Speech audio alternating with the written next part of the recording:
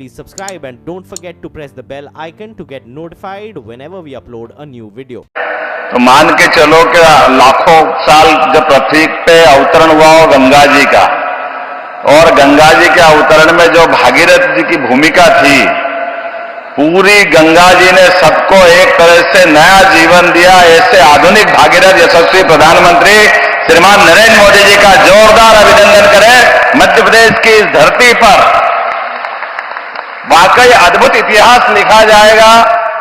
हमारे आज के इस मंच पर माननीय गवर्नर महामहिम श्रीमान मंगूभाई पटेल साहब, माननीय कृषि मंत्री श्रीमान शिवराज सिंह जी चौहान भाई साहब, इस अवसर पर माननीय वीरेंद्र खटीक जी केंद्रीय मंत्री भारत सरकार, माननीय यशस्वी सांसद और भाजपा के प्रदेश अध्यक्ष श्रीमान विष्णुदत्त शर्मा जी, समूचा मंच, एक अलग प्रकार की राजनीति हमारे अपने सामने 10-12 साल में कैसे परिवर्तन लेती है। ये यशस्वी वास्तव में माननीय मोदी जी का जो कार्यकाल है आज सुखद संयोग है। अटल बिहारी वाजपेयी जी ने सपना देखा और जिसके माध्यम से कोई भी क्षेत्र में किसी प्रकार से सूखा ना पड़े, पानी की पर्याप्त उपलब्धता हो। मैं यहां साधु संत सहित पूरा समाज बैठा है। कभी कल्पना करना मुश्किल था कि हमारे मध्य प्रदेश के संदर्भ में जब भी सूखा पड़े माननीय प्रधानमंत्री जी, तो आंख मीच के लोग जान लेते थे सूखा पड़ा मतलब बुंदेलखंड में सूखा पड़ा, क्योंकि यहां सदैव से पानी की इतनी कठिनाई थी, इतनी परेशानी थी कि जैसे ही सूखे की खबर आती, बारिश कम होती, लोग अपने दरवाजा निकाल करके अपने दरवाजे की जगह ईंट से दीवार बना करके उसको लीप करके लोग अपना घर छोड़ के चले जाते थे, क्योंकि यहां रह करके अपनी मेहनत मजदूरी आजीविका के लिए कुछ होता नहीं। लेकिन यह भी गौरवशाली पक्ष है कि ये बुंदेलखंड का इलाका महारानी लक्ष्मीबाई से लगा करके महाराजा छत्रसाल तक, आला से लेके उदल तक, जीवन में पूरे प्रदेश में एकमात्र क्षेत्र ऐसा है जो पूरे देश में आदर्श है। कितनी सत्ता आई, कितनी गई, किसी के आगे अपना सर नहीं झुकाया, किसी के आगे सरेंडर नहीं हुए, सबके आगे छाती ठोक करके देश का मान बढ़ाया, स्वाभिमान बढ़ाया, अपनी जवानी अपना खून पानी की तरह बहाया। लेकिन परमात्मा की या एक प्रकृति की मार के आगे बेबस थे, जिसके आगे लाचार थे। बड़ा कष्ट होता था इस बात को लेकर के कि हमारा ये पूरा सब प्रकार से समृद्ध क्षेत्र केवल पानी के अभाव में, और बड़ा दुख होता है। माननीय विष्णुदत्त जी ने भी कहा है, कांग्रेस के लोग आते वर्षों तक सरकार बनाते रहिए, झूठ बोलते रहिए, गरीबों की झोपड़ी में जाकर के वोट तो ले लिए, लेकिन वोट लेकर के सब भूल जाते हैं। बाद में बुंदेलखंड का ये पैकेज दे देंगे, बुंदेलखंड को वो पैकेज दे देंगे, कोई पैकेज नहीं दिया। मैं आपका आभार मानता हूं दो कारण से। आज आपने यहां आकर के जो मध्य प्रदेश पे कृपा की, और 8 दिन पहले राजस्थान के माध्यम से भी वो भी मध्य प्रदेश पे कृपा की, 35,000 करोड़ की वहां हमको योजना का लाभ दिया। पार्वती, काली सिंह, चंबल के माध्यम से वो ऐतिहासिक था, जिसके माध्यम से पूरा हमारा चंबल और मालवा, और आज बुंदेलखंड के 11 जिले रायसेन, विदिशा, पन्ना, दमोह, टीकमगढ़, छतरपुर, सागर, पूरे क्षेत्र के अंदर पीने का पानी, खेती के अंदर 8.5 लाख हेक्टर, किसको कहते 8.5 लाख, गजब। वास्तव में जितना बड़ा पूरा इलाका सिंचित होने वाला है, और पीने के पानी के लिए लोगों को जो कठिनाई आती थी वो हल होगी, उद्योग धंधों को पानी मिलेगा। और अब आपके आइडिया से तो आज हमारी सोलर परियोजना भी बनके लोकार्पित हो रही है। ओंकारेश्वर के अंदर जलराशि बन जाती है, तो फ्लोटिंग व्यवस्था के आधार पर सूर्य नवकरणीय ऊर्जा हमको प्राप्त होती, सोलर एनर्जी प्राप्त होती। माननीय शिवराज जी यहां बैठे हैं, आपके माध्यम से उस प्रयोग का वहां एक बार आज लोकार्पण होने वाला है। मैं मान के चलता हूं कि आज आपका आना कई मामलों में हमको अलग प्रकार से आनंद भी दे रहा है, और प्रदेश के लिए 1 साल का मैं माननीय मोदी जी को इसलिए भी धन्यवाद देना चाहता हूं।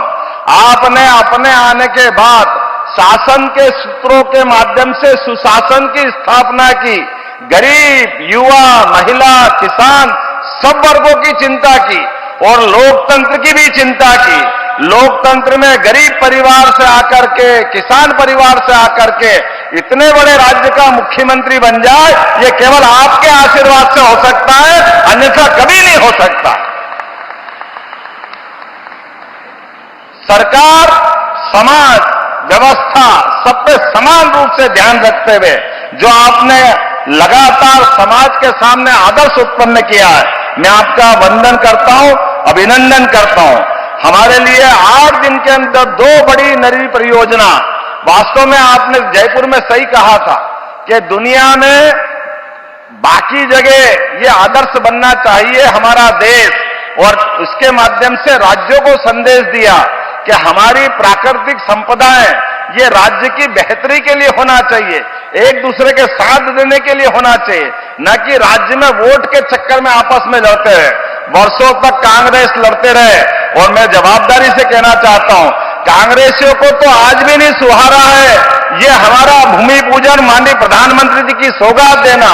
इनकी मति मारी गई, पता नहीं क्या सोचते हैं, ये बुंदेलखंड का कभी भला नहीं सोचते हैं।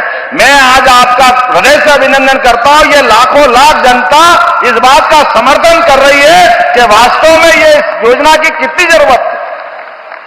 ऐसी योजनाओं के माध्यम से जब जीवन की दिशा बदलती है, ये माननीय मोदी जी ही कर सकते हैं और कोई नहीं कर सकता है। मैं आज के इस अवसर पर आपको आभार भी मानता हूं। सरकार का 1 वर्ष का जन कल्याण पर्व भी हमारा समाप्त हो रहा है। उसमें 11 दिसंबर गीता जयंती से लगा करके हमने हर दिन अलग अलग प्रकार की सौगात देते हुए, और 2 सौगात तो आपने अद्भुत दी है। 35,000 करोड़ की सौगात हमको पार्वती कालीसीन चंबल योजना के माध्यम से, 44,000 से ज्यादा करोड़ की योजना का आज का भूमि पूजन, लगभग 75,000 करोड़ तो आपका ही योगदान है। जोरदार अभिनंदन करो, ये हमारे लिए वाकई सौगात है। और सब प्रकार के लगभग 30,000 करोड़ से ज्यादा, इस प्रकार से 1,10,000 करोड़ से ज्यादा के भूमि पूजन लोकार्पण के विविध कामों का आज का हमारा जन कल्याण पर्व का पूरा होता है।